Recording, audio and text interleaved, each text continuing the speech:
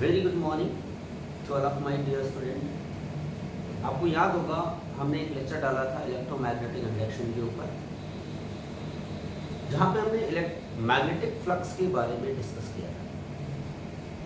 उसी से रिलेटेड मैं कुछ प्रॉब्लम्स डिस्कस कर रहा हूँ यहाँ पे। देखिए बेटा, मान लो फ्रेम है हमारा X axis, this is Y axis, this is Z axis, और एक प्लेन हमने ले लिया लाइक दिस। इस तरीके से it makes angle 60 degree. Okay,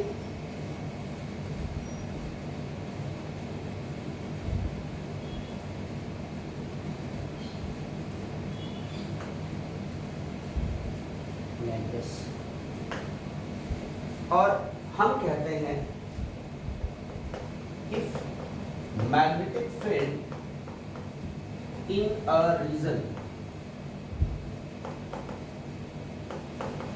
is given by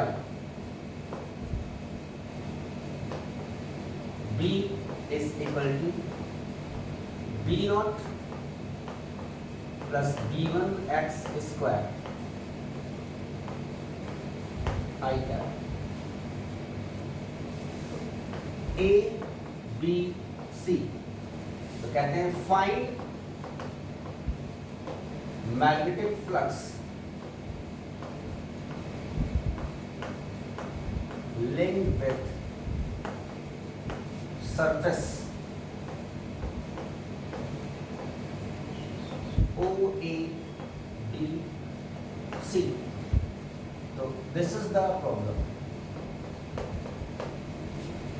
इससे हमें क्या निकालना है? मैग्नेटिक फ्लक्स निकालना है।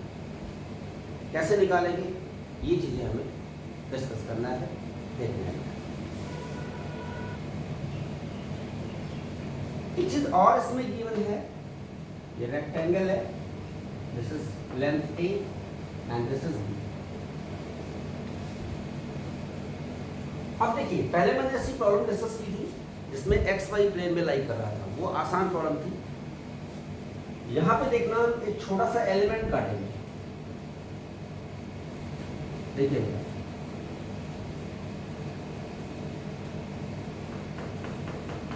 और इसका एरिया हमने लिया डी। तो एरिया क्या होगा? Length into breadth. तो ये तो dx है, ये जो थिकनेस है हमने dx x की तरफ, और ये हमने b मान लिया, तो b इंटू dx।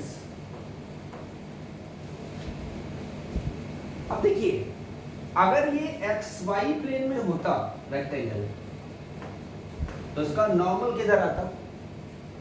किधर आता? बोलो बेटा, के की तरफ। ठीक है, लेकिन अब जो नॉर्मल आएगा, ये 60 ये उठाया, तो ये एंगल भी क्या होगा हमारा? इसका जो एरिया होगा वो जेड एक्सिस से कितना एंगल बनाएगा? 60 बनाएगा। तो उसके हमें दो कंपोनेंट्स लेने पड़ेंगे। ये एरिया है, मान लो ये एंगल कितना हो जाएगा? तो इस प्लेन का नॉर्मल जेड एक्सिस से 60 बनाएगा, 60 एंगल में। तो ये क्या हो जाएगा? एक कंपोनेंट DA थीटा वाला कॉस, और ये कंपोनेंट क्या आएगा हमारा? DA sine 60। ठीक है बेटा। तो अब बताइए कि जो B तो हमारे पास गिवन है, तो DA जो आएगा वो क्या आएगा हमारा वेक्टर फॉर्म में? DA cos 60, डायरेक्शन K की तरफ है, और ये माइनस I है, प्लस x, और ये माइनस x। माइनस हमने पहले ले लिया, DA साइन 60 I का डन। तो हमने B भी निकाल लिया, DA निकाल लिया। तो छोटा सा फ्लक्स क्या होगा? देखिए, बहुत आसान है। तो मैग्नेटिक फ्लक्स जो होगा वो B डॉट ऑफ D।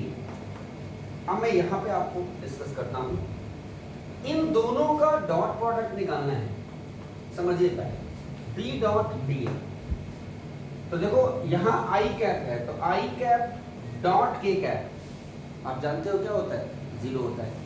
तो आई कैप डॉट के कैप 0 और आई डॉट आई ये 1 होता है। तो अगला हमारा होगा आई डॉट आई। तो कितना आएगा मेरे बच्चे, बोलिए, बी डॉट डी ए कितना आएगा सर, ये फैक्टर बचेगा। हमारे पास क्या हो गया, B not plus b1 X square के माइनस पहले ले लिया ये वाला dA और साइन 60, इनकी वैल्यू रख दें तो क्या आएगा बेटा, minus B not plus b1 X square और a b इंटू, बोले मेरे बच्चे, b इंटू डी एक्स, यही था हमारा, और साइन 60 जो होता है √3/2 होता है। तो ये d फाई आया, अगर आप इंटीग्रेट कर दो तो फाई आएगा, जहां भी इंटीग्रेट करना पड़ेगा, समझ गए। अब आप इसको बाहर निकाल लो, डायरेक्ट इंटीग्रेट करते हैं, क्या रिजल्ट मिलेगा देखिए, समझिए मेरे बच्चे। तो जो मैग्नेटिक फ्लक्स होगा, कांस्टेंट टर्म हमारा क्या है, ये वाला √3/2 b, बाकी आपको इंटीग्रेट करना है, माइनस पहले ले लो सही।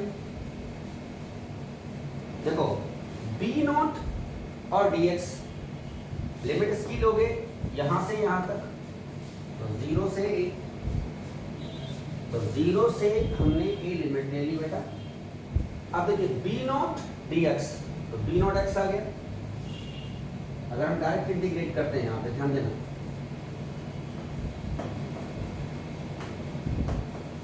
b not x plus b1, समझना, प्लस b1 क्या बचा, x square D x x cube by 3, तो एक्स क्यूब बाई 3 और 0 से हमने लिमिट लगा दी। ठीक है, कोई दिक्कत तो नहीं बेटा, अगर कोई भी दिक्कत हो तो बता दो।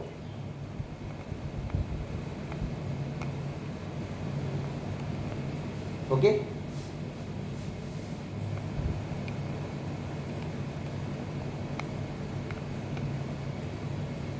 अब देखिए इसको मैं थोड़ा सा ओपन करता हूं, अपर लिमिट माइनस लोअर, क्योंकि लोअर तो 0 हो जाएगी, दोनों में x है। हमारे पास फ्लक्स जो आया -√3b/2, और ये हो गया b not a plus b1a³ 3, common आ जाएगा, तो फ्लक्स -√3b/2 और a भी बाहर कर लो बेटा, तो b नॉट प्लस b1a²/3, ये हमारा आंसर आएगा। ये बात समझ में आ गई, कोई दिक्कत तो नहीं। शो तो ऐसी बहुत सारी प्रॉब्लम्स हैं जिनको आप आसानी से क्या कर सकते हैं, डिस्कस कर सकते हैं, थोड़ा सा दिमाग का इस्तेमाल करना। चलो हम इस प्रोसेस के अंदर अब नेक्स्ट पॉइंट पे जाते हैं, जो बहुत ही इंपॉर्टेंट है, that is Faraday's law of electromagnetic induction. इसको रफ कर देते हैं।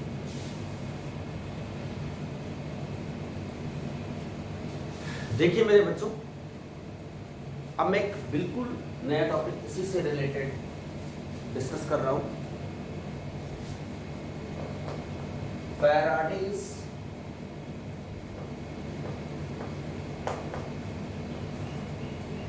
लॉ ऑफ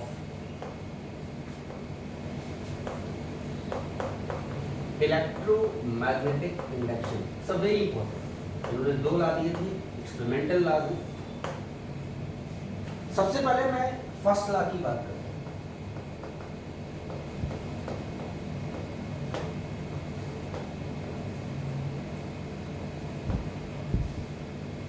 फैराडे ने एक्चुअली एक, याद होगा, एक साइंटिस्ट थे जिनका नाम था ऑर्स्टेड। तो ऑर्स्टेड ने क्या कहा था कि अगर किसी भी करंट कैरिंग कंडक्टर के अंदर हम करंट पास करें तो उसके सराउंडिंग एक मैग्नेटिक फील्ड जनरेट हो जाती है। ठीक है, इन्होंने उल्टा सोचा, इसका रिवर्स प्रोसेस, कि जब किसी भी वायर के अंदर हम करंट डालते हैं तो उसके सराउंडिंग मैग्नेटिक फील्ड जनरेट होती है। तो ऐसा भी तो हो सकता है कि किसी भी वायर को अगर हम मैग्नेटिक फील्ड के अंदर ले जाएं और सोर्स से भी ना कनेक्ट करें तो उसमें क्या होनी चाहिए, करंट डेवलप हो जानी चाहिए। भाई करंट से मैग्नेटिक फील्ड, तो मैग्नेटिक फील्ड से करंट क्यों डेवलप नहीं हो सकती? इस कॉन्सेप्ट का इस्तेमाल करके इन्होंने एक लंबे टाइम तक एक्सपेरिमेंट परफॉर्म किया और लगभग 20 साल के बाद इनको इंस्टेंट रिजल्ट मिला, जिसके लिए इनको नोबेल पुरस्कार दिया गया। तो इन्होंने अपने एक्सपेरिमेंट में क्या किया, क्या तीन चीजें ली थी। एक तो कॉइल ली थी और इस कॉइल को किसी सोर्स से कनेक्ट नहीं किया, यहां पे सिर्फ एक लगा दिया galvanometer.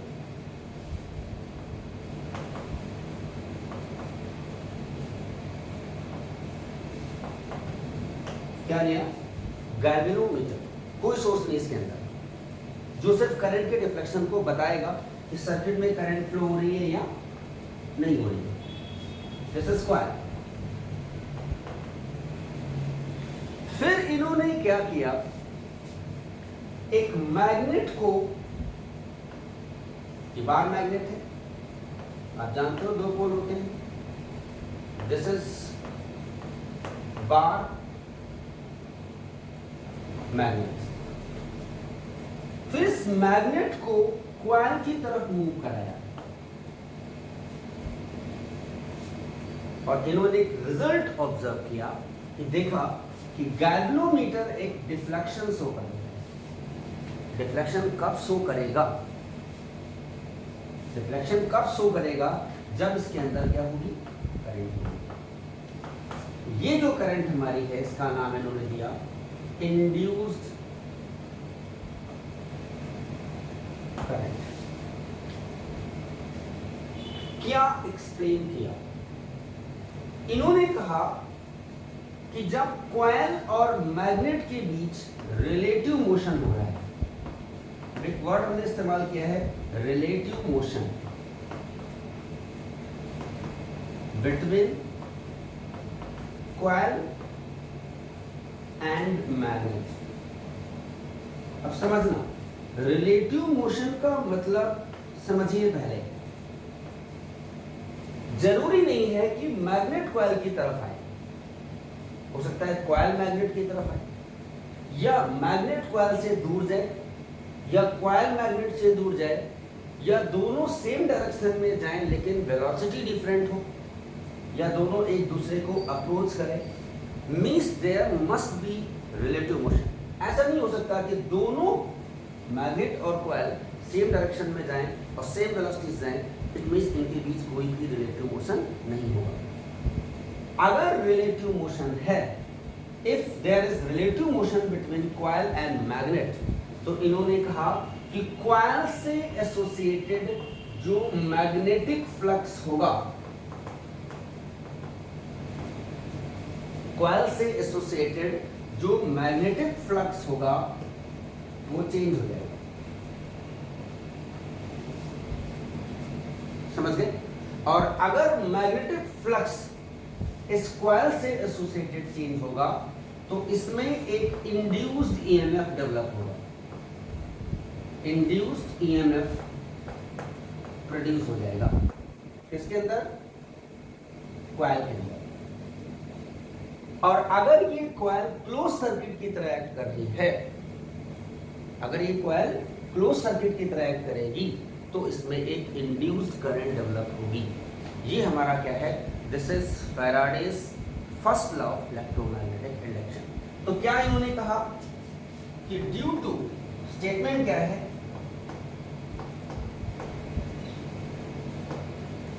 Due to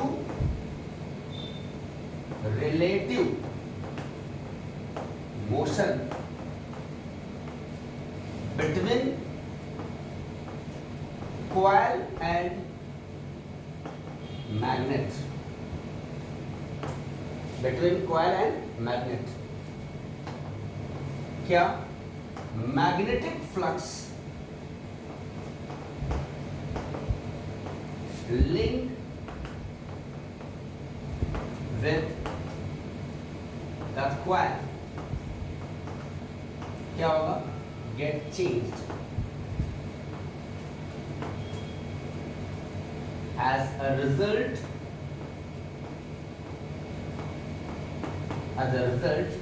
induced EMF and induced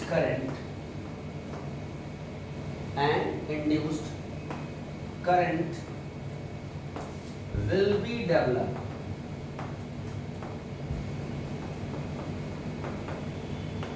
in the coil. So this is the first law of electromagnetic induction. बात समझ में आ गई कि कॉइल और मैग्नेट के बीच अगर रिलेटिव मोशन होगा तो कॉइल से एसोसिएटेड मैग्नेटिक फ्लक्स क्या होगा, चेंज होगा। फ्लक्स चेंज होगा तो इसमें इंड्यूस्ड ईएमएफ और इंड्यूस्ड करंट डेवलप हो जाएगी। वो करंट क्या आप जानते हो, I इक्वल टू क्या होगी, P by R। R coil का रेजिस्टेंस है, इंड्यूस्ड ईएमएफ।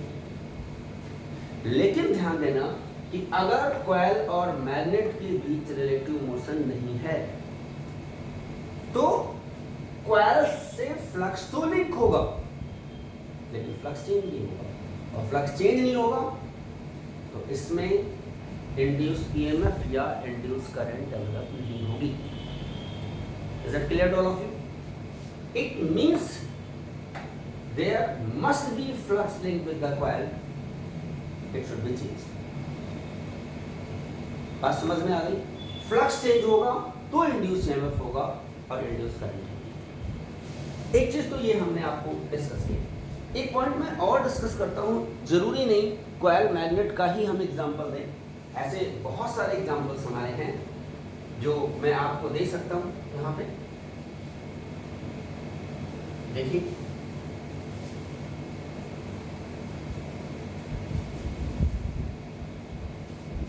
एक और हम छोटा सा एग्जांपल यहाँ पे देते हैं। देखिए, मान लो बेटा एक कोर है,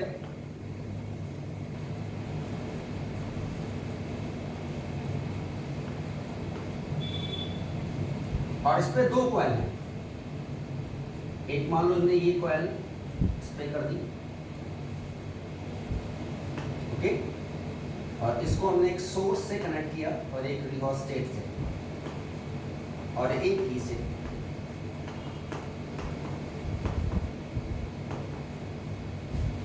ठीक है, और एक कॉइल हमने इसमें दूसरी और बाउंड की। मैग्नेट का कोई सीन ही नहीं है।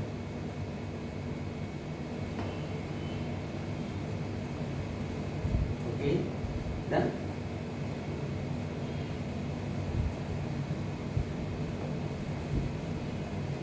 यहां पे सिर्फ गर्म बेटा,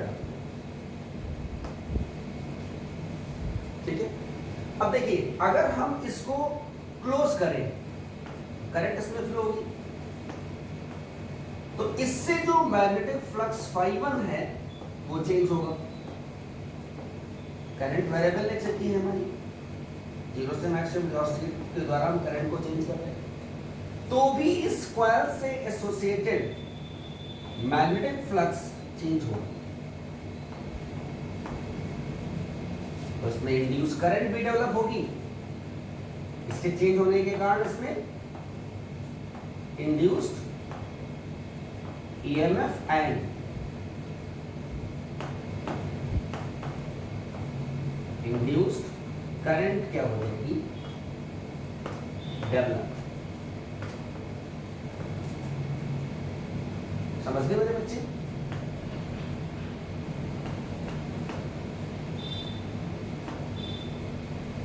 बात समझ में आ गई? तो ये भी चीज हो सकती है। और यहां पे गैल्वेनोमीटर क्या देगा हमारा, डिफ्रैक्शन देगा। मींस जो ये तो प्राइमरी कॉइल हो गई one and this is secondary coil.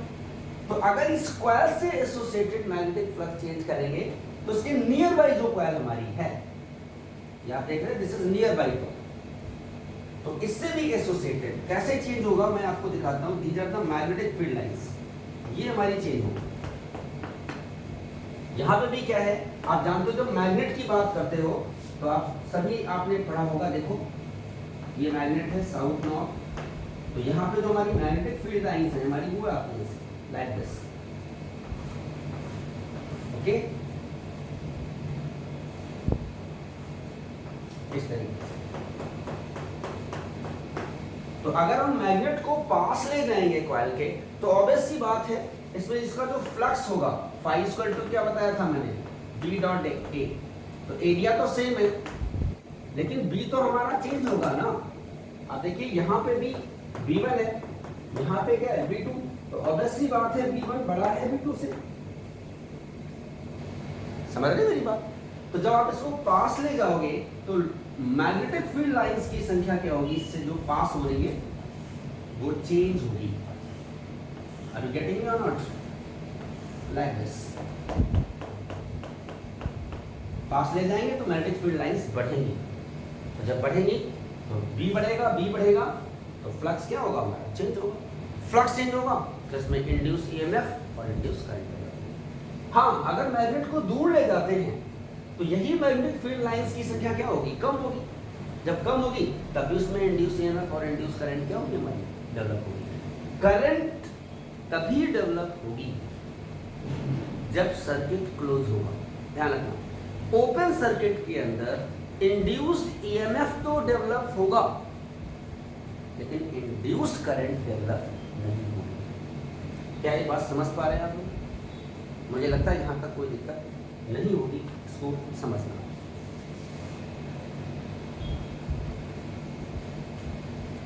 देखिए मेरे बच्चे, जैसे फर्स्ट लॉ की बात की थी वही हमारा है Faraday's second law of electromagnetic induction.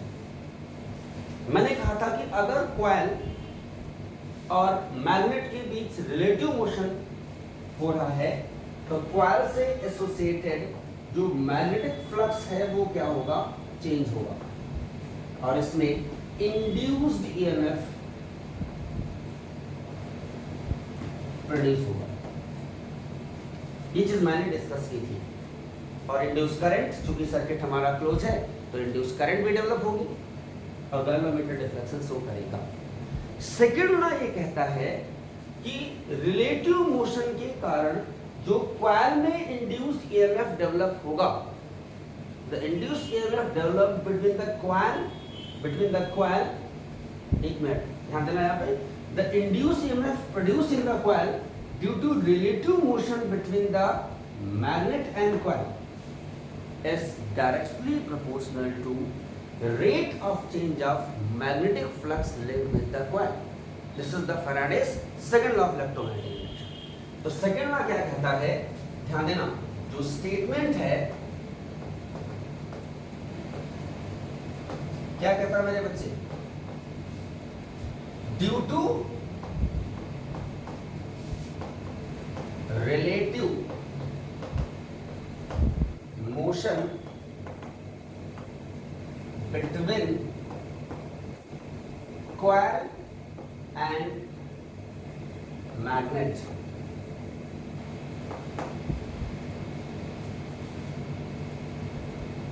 induced EMF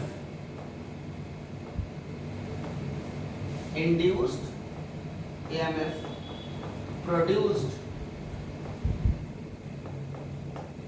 in the coil in the coil क्या होगा, is directly proportional to rate of change of magnetic flux linked with coil। समझना, तो ये तो स्टेटमेंट है हमारा। तो अगर इसके अकॉर्डिंग हम बात करें तो जो इंड्यूस्ड ईएमएफ होगा वो डायरेक्टली है माइनस d∅/dt। ये statement this is not rate of change of magnetic flux linked with the coil, and this is what induced। तभी कहा कि जो रिलेटिव मोशन के कारण जो इंड्यूस ईएमएफ डेवलप होगा कॉइल के अंदर वो डायरेक्टली प्रोपोर्शनल टू, यहां पे एक पॉइंट और डाल दो, नेगेटिव। इसको मैं एक्सप्लेन करूंगा later on with the help of length line. तो E डायरेक्टली माइनस d∅/dt। समझ गए मेरे बच्चे? आप चाहो तो एक कांस्टेंट लगा दो, तो E इक्वल टू माइनस के d∅/dt, और k की वैल्यू अगर हम 1 लेते हैं तो आप कह सकते हो जो इंड्यूस्ड ईएमएफ होगा that is d∅/dt। d∅ means magnetic flux में जो चेंज है। बात समझ में आ गई? अब इंड्यूस्ड करंट क्या होगी? बहुत आसान है, बताया था मैंने। इंड्यूस्ड करंट क्या होगा, E/R। R क्या है, कॉइल रेजिस्टेंस।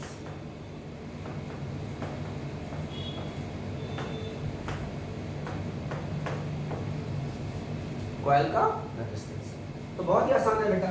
तो सीधे सीधे क्या कर दोगे, 1/R क्या हो जाएगा, 1/R, और E आप जानते हो d∅, ये इंड्यूस्ड करंट आ गई। कोई दिक्कत है? अब आगे थोड़ा और पढ़ लेते हैं। इंड्यूस्ड चार्ज की बात करें तो क्या होगा, इसको रफ कर देते हैं। देखिए बेटा,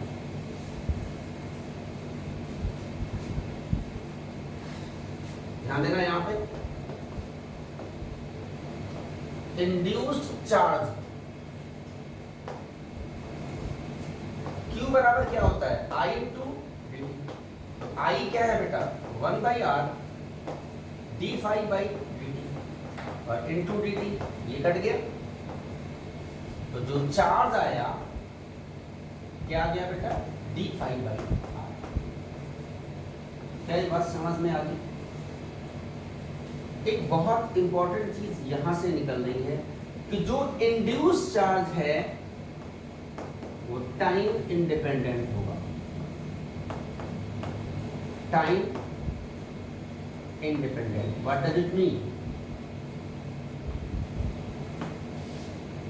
कितने टाइम के लिए फ्लक्स को चेंज किया गया है कॉइल से रिलेटेड, इस पे इंड्यूस चार्ज डिपेंड नहीं करेगा, बट इंड्यूस करंट जो हमारी है कितने टाइम के लिए फ्लक्स चेंज किया गया इस पे डिपेंड करेगी। क्या ये बात समझ में आ गई? कोई दिक्कत तो नहीं? तो ये हमारा क्या है, this is Faraday's second law of electromagnetic induction. ये बहुत ही इंपॉर्टेंट है, जिसके लिए इनको नोबेल पुरस्कार दिया गया था फैराडे को, और बहुत ज़्यादा इन्होंने मेहनत की। मैंने पहले कहा है 20 ईयर लगातार इन्होंने एक्सपेरिमेंट परफॉर्म किया, बहुत सारी चीज़ें की, लेकिन रिजल्ट एक लंबे टाइम के बाद मिला और इन्होंने ये याद किया।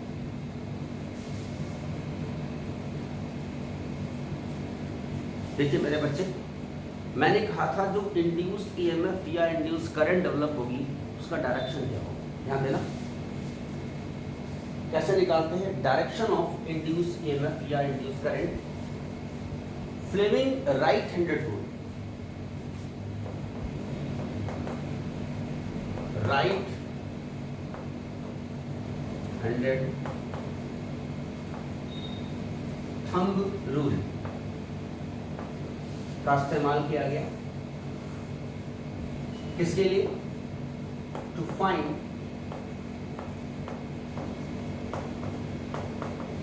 डायरेक्शन ऑफ इंड्यूस्ड ईएमएफ या करंट। बहुत आसान है। अपने राइट हैंड, लेफ्ट नहीं राइट हैंड, इस तरीके से स्ट्रेच करिए। This is the middle finger, this is the fore finger और this is the thumb, like this. तो थंब क्या देगा? Direction of motion of conductor और four finger the direction of magnetic field. तो जो मिडिल फिंगर होगी it gives the direction of induced EMF और induced current. जरा ध्यान देना। राइट हैंडेड थंब रूल की बात करते हैं, मैं दिखा रहा हूं। दिस इज थंब, क्या देगा? Direction of motion of conductor. Done. ये फोर फिंगर है, it gives the direction of magnetic field और ये है middle finger, it gives the direction of induce current या इंड्यूस ईएमएफ। ओके, अब मैं आपको दिखाता हूं कैसे हम करेंगे। मान लो ये एक मैग्नेटिक फील्ड है, यूनिफॉर्म मैग्नेटिक फील्ड है, ध्यान देना, और एक